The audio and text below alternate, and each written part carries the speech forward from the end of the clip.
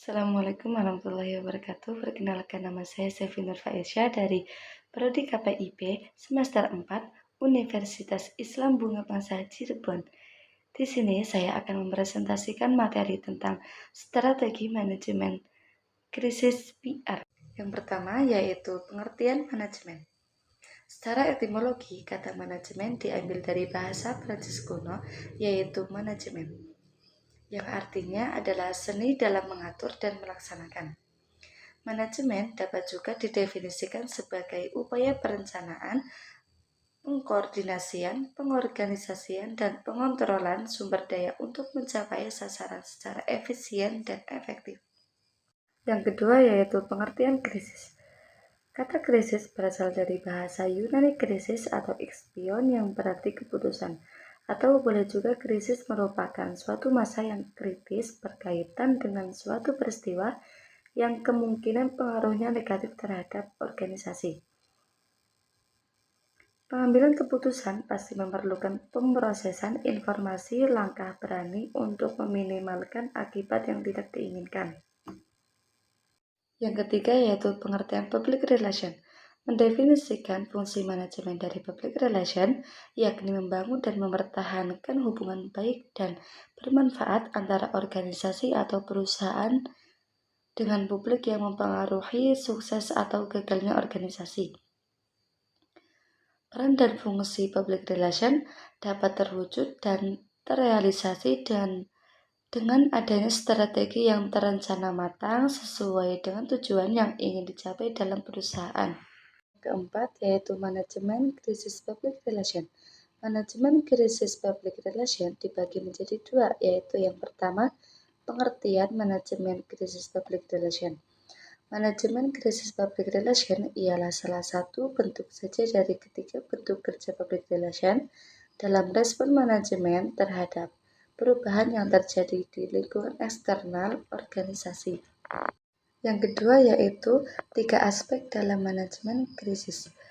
Dibagi menjadi 3 bagian. Yang pertama, aspek mekanisme manajemen krisis dalam penanganan humas. Yang kedua, aspek dinamika. Yang ketiga, aspek menjaga hubungan yang baik dengan berbagai kalangan atau publik internal dan publik eksternal. Yang kelima yaitu tahapan manajemen krisis public relation. Ada 4 bagian, yaitu yang pertama, identitas kasus.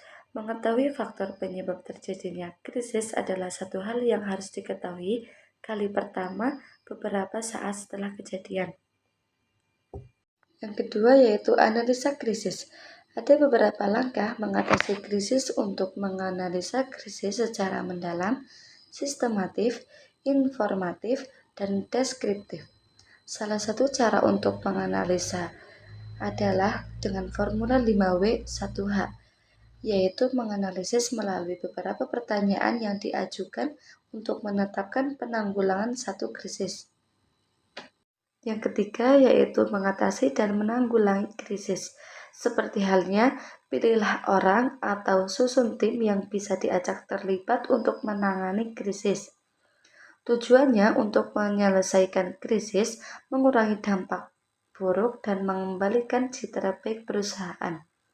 Yang keempat yaitu evaluasi krisis. Evaluasi krisis sekaligus monitoring sejauh mana dampak yang ditimbulkan dari krisis yang terjadi.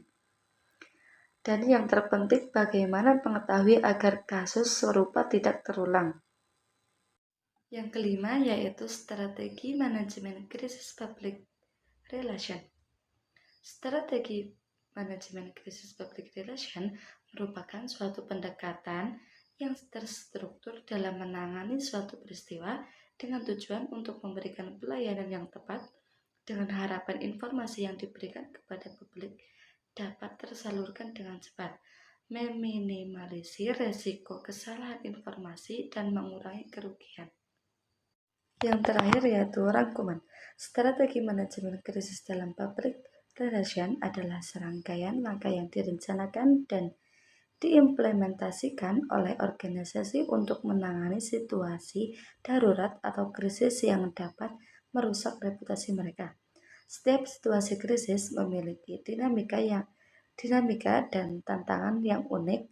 Jadi strategi manajemen krisis harus disesuaikan dengan konteks spesifik organisasi dan situasi yang dihadapi.